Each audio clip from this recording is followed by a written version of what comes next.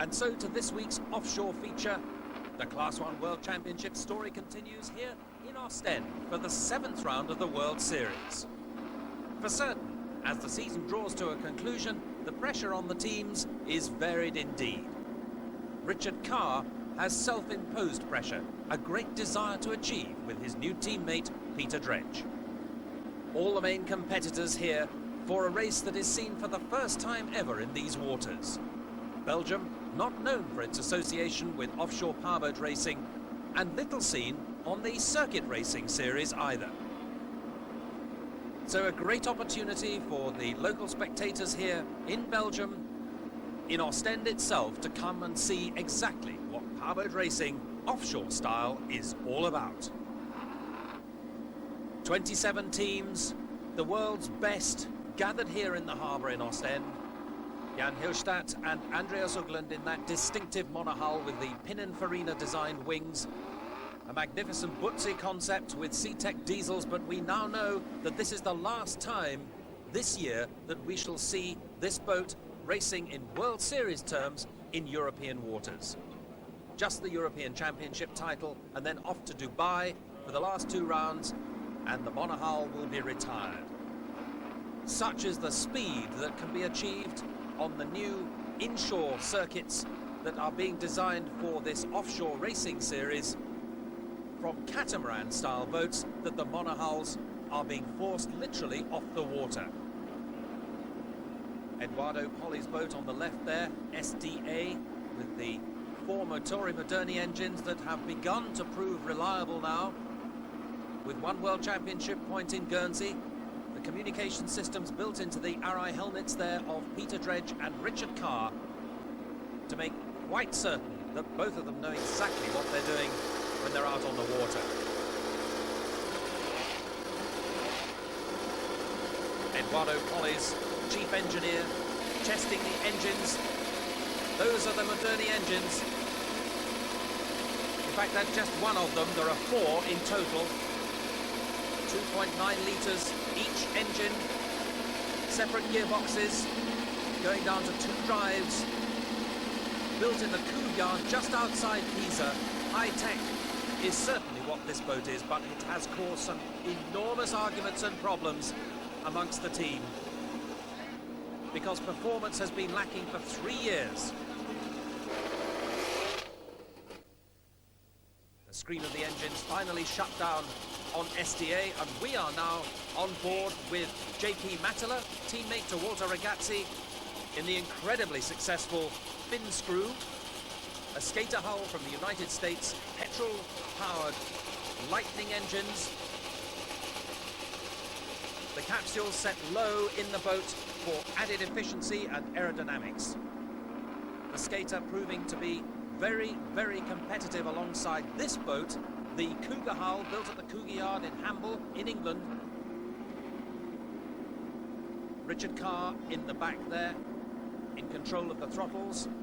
Peter Dredge in the front, responsible for steering the boat and the navigation.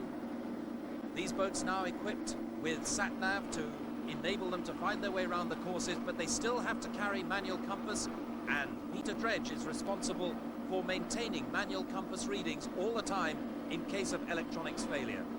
An enormous responsibility, almost £1 million worth of boat, powered by 2 8-litre Lamborghini engines.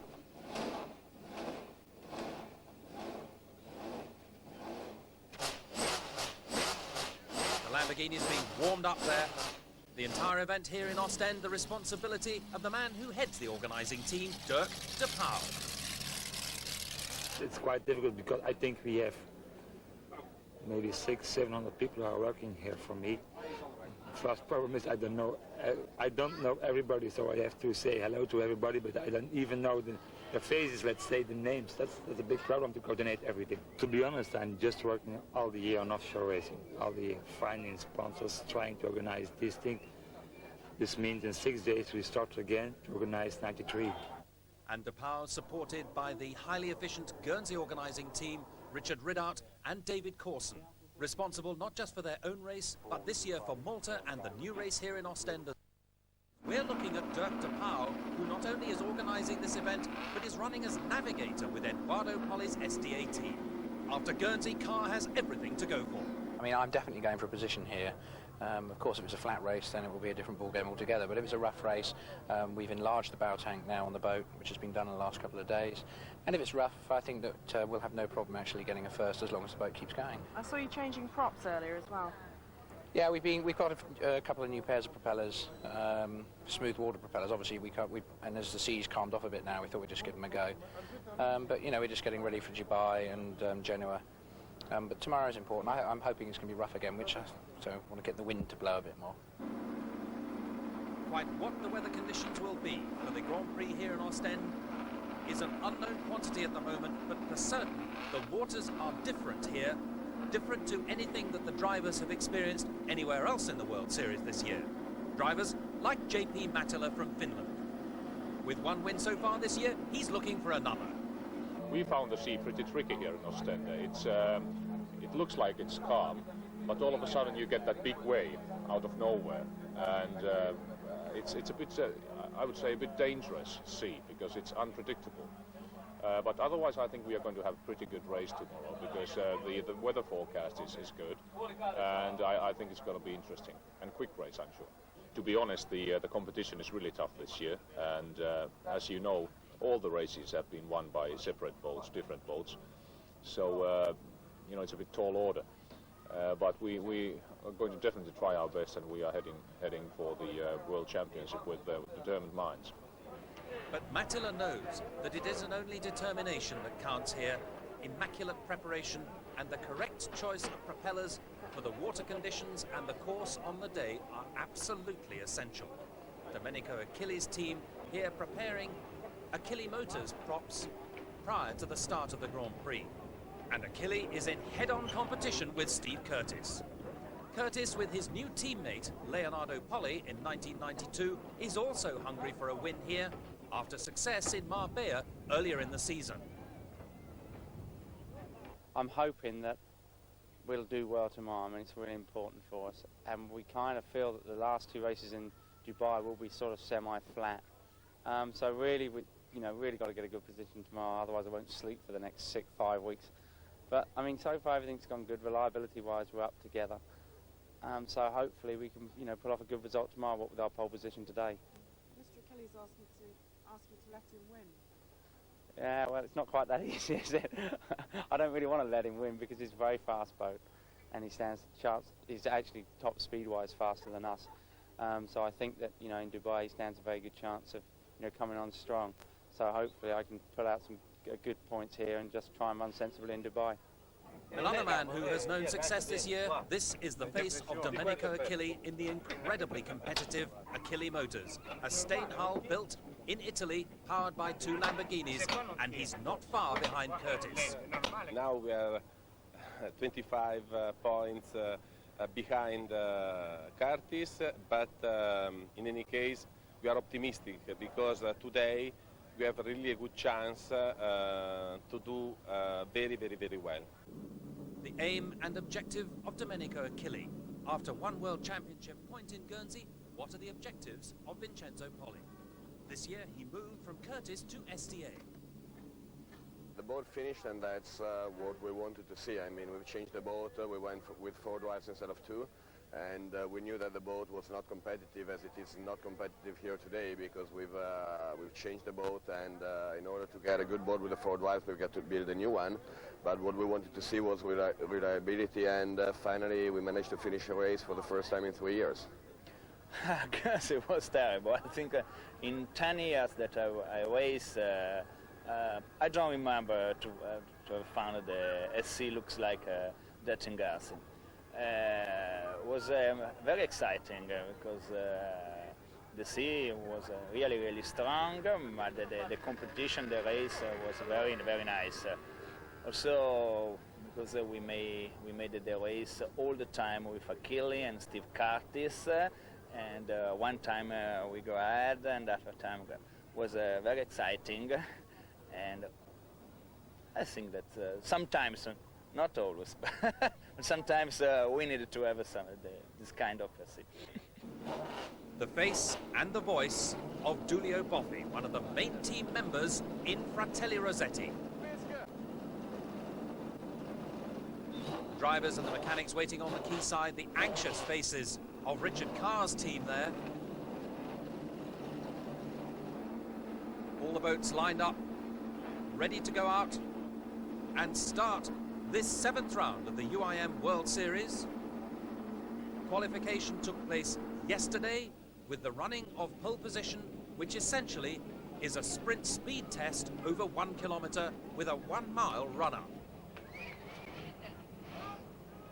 Dirk de Pauw preparing to go out in SDA, quite some moment for him. A racer in his own right. Monica Rampazzotti, true glamour here in offshore Class 1. The navigator of the winning boat at the last round in Guernsey. A spectacular performance, outpacing Achille Motors, Steve Curtis, who submarined twice, tearing the canopy off the top of his boat. But Monica Rampazzotti held on, coaxing her boat over the line to take the winning points. Johnny Lambs, the Lamborghini-powered boat, another Lamborghini win in 1992, talking there to Renato Lulio. Monica preparing with the great psychological build-up that goes on before the start of a race. Curtis there kneeling on the deck, talking to Leonardo Poli. Everyone anxious to get out on the water to the milling area prior to the long run-up that takes place before the start of a Class 1 race. JP Matala down into the safety of his cockpit, down with the hatch. Walter Ragazzi standing on the deck there. Domenico Achille watching very carefully as his boat is towed out of the inner harbour area. That spectacular Stain hull. No wins this year for GSE. That's a new Cougar hull to replace the carbon fibre hull that was destroyed earlier this year in Marbella. The Johnny Lambs team there discussing, I think, probably some of the handling characteristics of their boat in Guernsey. I don't think the conditions are going to be the same here today in Ostend for this 7th round of the World Series. As the boats begin to motor out, that's the diesel-powered Koji Mi from Monaco. Coletti driving that boat, yet to prove very competitive. This boat has been a disaster this season. Angelo Spelter and Maurizio Ambrogetti, the defending world champions and European champions in Class 1 in 1992, and not a single point on the board. The new Isotta diesel technology proving to be a big headache for them. That's Alberto Diridoni, who used to race with Angelo Spelter back in the mid-80s in the Coupe hull. Luxi, so successful as a team. Diridoni now with his own team. Marco Riganti, who took pole position in Guernsey. The only boat to be powered by the French Baudouin diesel engines. Pole position came to them, but not the win in the race in Guernsey. Giulio Boffi checking around him. That's Renato Molinari's teammate. Molinari in the front, a Formula One world champion so many times over. Still looking for success in offshore, now in his new carbon fibre hull, ER. Diesel power, the choice of some competitors, petrol for the others, and certainly in 92, diesel has yet to prove to be as successful as it has done in recent years. Petrol totally taking most of the honours. Out goes Leonardo Poli, Steve Curtis there just behind. The Cougar hull looking for another win here in Ostend, a chance of a world championship and a championship title that Curtis has known in the past, but not in a World Series sense. 1992 will see all these competitors receiving the world championship title for one team for the very first time. Jan Hillstadt and Andreas Hugland in Fiat Uno.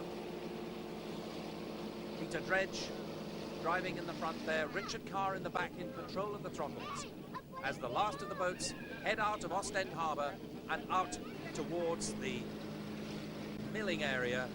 Norberto Ferretti in the Cougar hull gives us a wave as he goes out, still looking for success in GSE in 1992. And so, all the teams prepared for the start of round 7 of the World Series.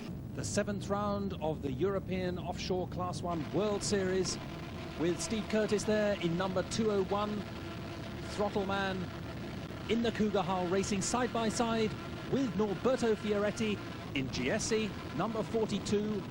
Very similar designs of hulls, both Cougar boats, but Fioretti in the foreground, chasing absolutely side by side with Curtis, with large air scoops on either side of the boat fitted to the engine bay covers, ramming air down inside, feeding those Lamborghini engines, V12 8 litres, similar power plants to those run by Curtis, but Curtis in the background has the advantage of being a works Lamborghini factory driver. Domenico Achilles screaming past us in 3rd place, having a desperate fight to hold on to his position in the World Championships this year. Number 93 is Chesterfield, a diesel-powered boat, somewhat older in design as Curtis comes back towards the shoreline, that distinctive scoop shape over the top of his Rainbow Bears hull, providing his engines with the air intake that they require. Eduardo Poli with his nephew, Vincenzo, who used to run with Steve Curtis last year, they're in number 101 SDA, and SDA still looking for serious championship potential. Only 1 World Championship point on the board this year, none prior to that, and 3 years worth of development. Achilles screaming off into the lead, 8 laps to achieve here in Belgium, the first time that a race has ever been held on this course in Ostend, and huge crowds have come down to the shoreline to watch this race. Fiat Uno, as we now know, the last time that this boat will be seen racing in World Series terms in Europe, prior to the last 2 rounds of the championship and then retirement for the hull. But look at this spectacular performance from the Beaudoin French diesel manufacturer, providing the power for Paul and Shark number 301. Domenico Cirilli, Marco Riganti, who took pole position in Guernsey, down in 6th place at the moment, while Gruppo della Carbonara, driven by Jacopo Carrene, has moved up into 5th. The sister boat to Giesse before she destroyed herself in Marbella earlier this year. The boat's absolutely screaming past us as we chase them in the helicopters. This is Johnny Lambs, the Rampazzotti team, Monica Rampazzotti providing the navigational exercise here, and the winners in Guernsey the previous round. This is the first time ever in a World Series race that we have had so many short laps, 8 of 18 miles each. A totally different concept in offshore Class 1 racing as Johnny Lambs chases after Marco Capaferri in the Mercruiser-powered skater hull B&B Italia. In 8th place at the moment, having moved up 1 notch ahead of Johnny Lambs. Petrol power for Capaferri in 1992, and we look down on Finscrew. JP Mattila from Finland, Walter Ragazzi from Italy, providing a magnificent partnership in 1992 in number 8. After a bad start back in 8th place, they've now moved up into 6th. The boat running extremely well, the water's a little rough here. The weather has been threatening, but the seas have kept relatively calm. At least in offshore racing terms they have, as the boats head away once more onto the 6th lap of 8 here in Ostend for the 7th round of the World Class 1 Offshore Championships. Antonio Giuffredi in number 83, his boat powered by 3 Sea-Tech diesels. Those engines, remember, designed by Fabio Buzzi. But for Marco Capaferri's son, Massimo Capaferri, in past lunch number 44, the Cunningham hull is out of the race here in Belgium. Domenico Achilles in number 103 has taken the lead. And Curtis and Carr in number 69 absolutely flying past us in the Cougar hull. You can see how difficult the water conditions are when you're down at water level. Giulio Boffi and Fratelli Rossetti, one of the diesel-powered boats with good speed, running parallel to the coastline, but back in 10th place.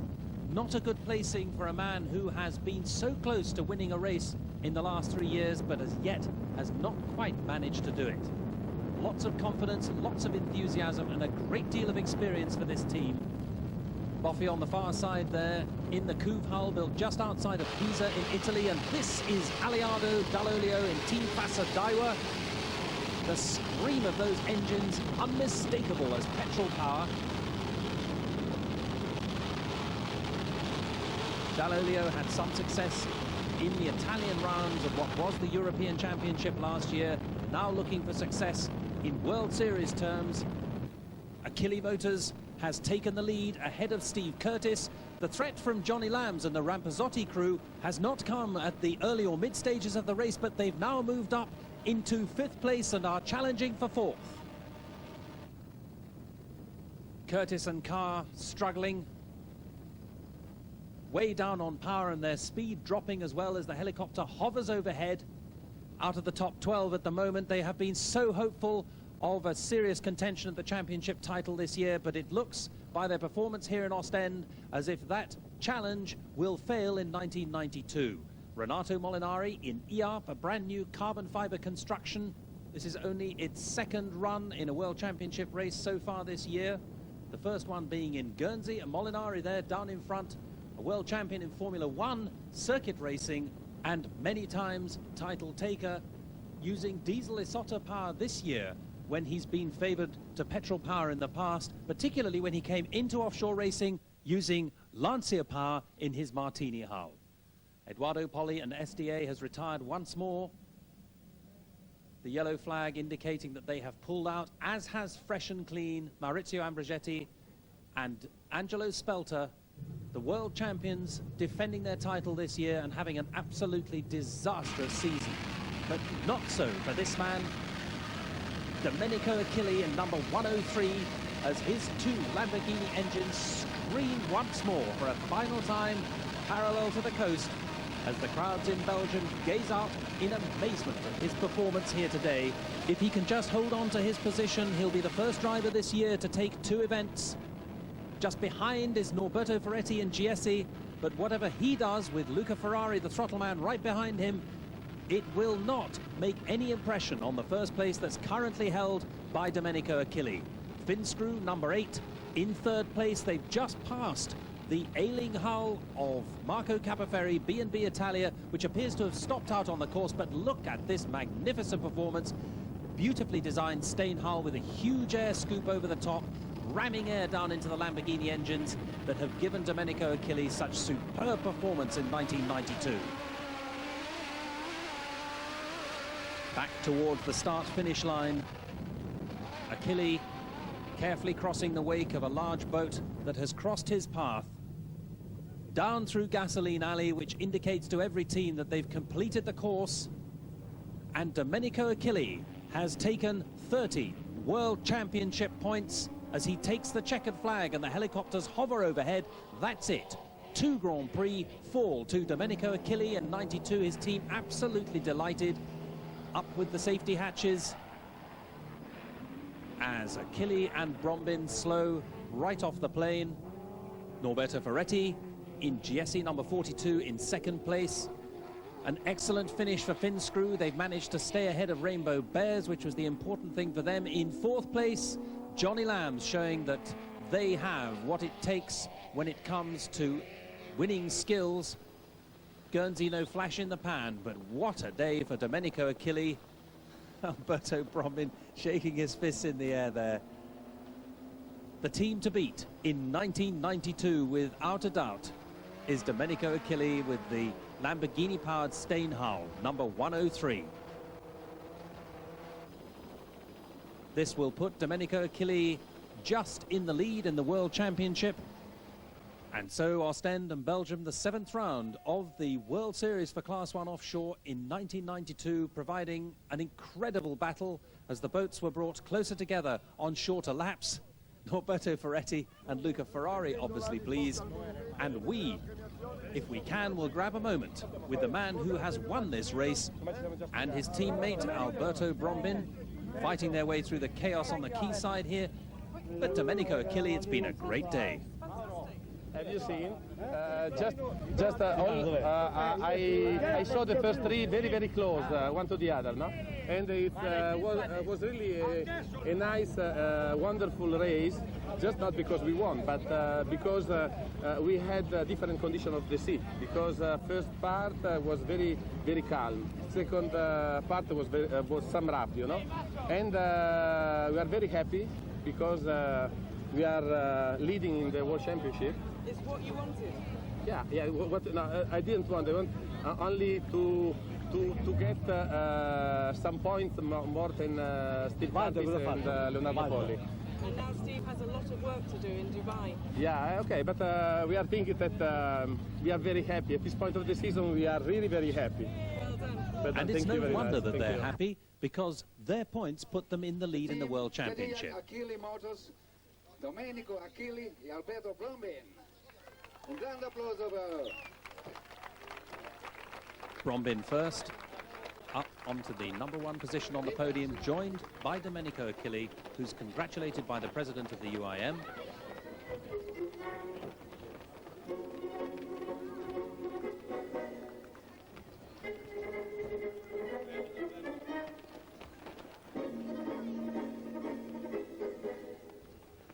But while it's been successful for Achille, it's been a disastrous day for the defending world and European champions once again, Angelo Spelter and Maurizio Ambrogetti.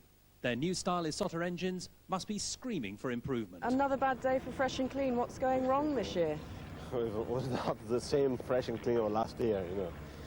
Now we had a problem, I suppose, with one engine, but the boat is not so fast, so. And the race in 7th or 8th position for us is very incredible. You know, Angelo has a big contact with Isotta. No? He made all the rebuild of the engine of the other pilots, and so it's very difficult to change the engine for us. It's a shame, but we'll see in Dubai. Maybe more luck there. Yeah, well, we try every time to go fast, but it's very hard this year. Next time. So next time. Marco, tell me about your race. A bad race for you, I think. Well, the result is very bad. We retired at the last lap. Reason is we ran out of fuel. So it's a very stupid reason, but unfortunately air is not enough to pull an engine, you know. It's our mistake. Pity because we were fourth, and I was on the point of overtaking Walter, so we could have been third in the end. That's the bad point of the race. The good point is that the boat is going well, and the crew is doing well as well. So we hope for the next one. The next one will in fact be the European Championships for Kappa Ferry. Achille is moving on to the Gulf and the next round of the Worlds.